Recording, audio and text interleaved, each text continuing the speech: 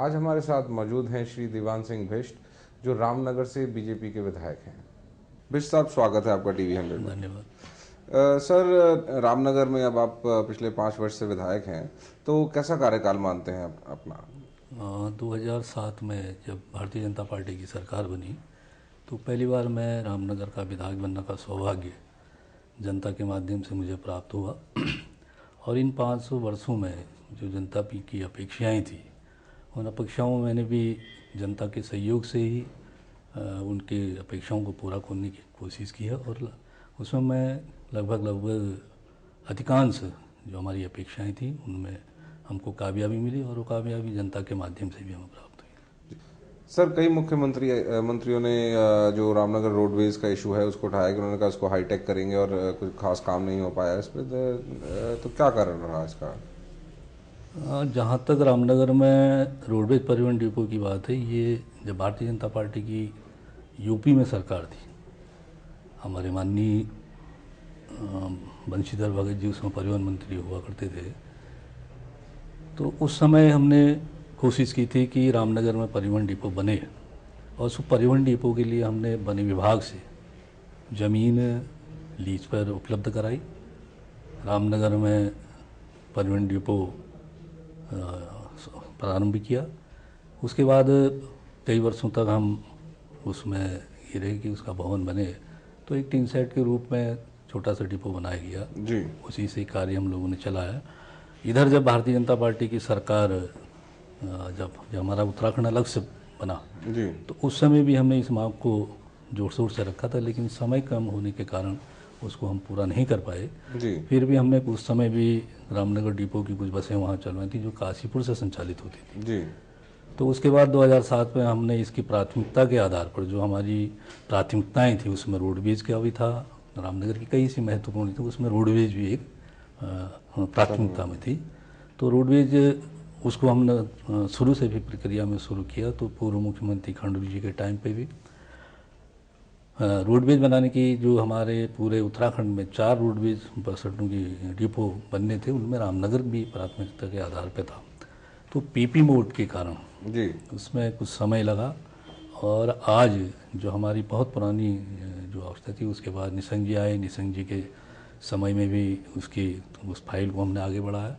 पुनः बीच में खंडूरी जी जब आए तो इसको अब पीपी मोड में उसका जो कैबिनेट में है उसके माध्यम से भी पास हो चुका है।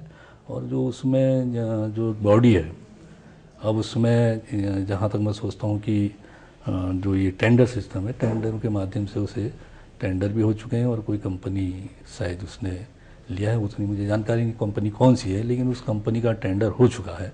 तो उनकी जो खानापुरी होती हैं या जो बॉन्ड होते हैं, इसमें थोड़ा सा समय है, शायद अगले हफ्ते इसका कार्य शुरू हो जाएगा। कब तक समझते हैं, कितने समय में ये कार्य खत्म हो जाएगा?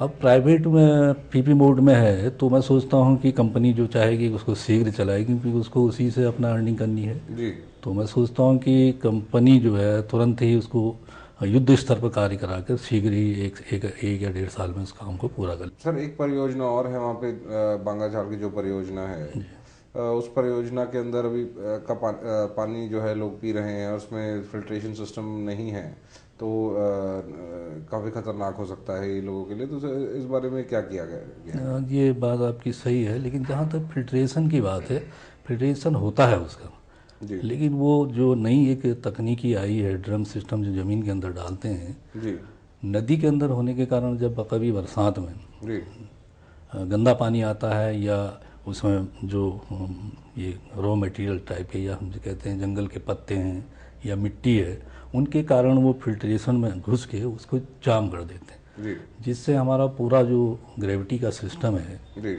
बांगाजाला का, वो बंद हो जाता है। जी, तो इधर हमने जब तो हमारे जो बांगाजाला स्कीम, वो ट्रीटमेंट प्लान की भी स्कीम है। एक नई लाइन जी, इधर हमने स्वीकृत कराई है एडीपी के माध्यम से, उसमें लैंड ट्रांसफ़र की स्वीकृतियाँ शायद प्राप्त हो गई हैं, जी, और उसका भी कार्य, उसके भी टेंडर होने वाले हैं।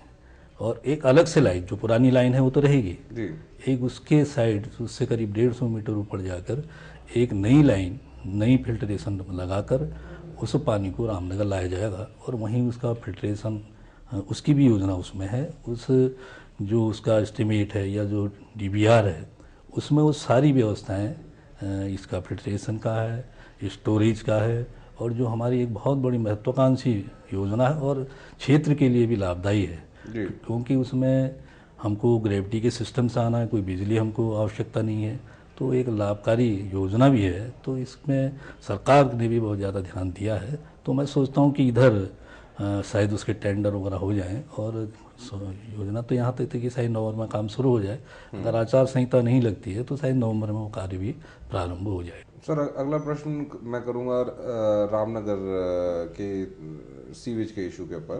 रामनगर में सीवेज का मेजर इशू है, जिसकी वजह से सीधा क्या नाम है, फ्रेश वाटर के अंदर सीवेज जो है अभी जा रही है। तो इससे भी काफ़ी नुकसान है, पर्यावरण को भी नुकसान है, लोगों को भी नुकसान है। तो उस बारे में क्या किया जा रहा है?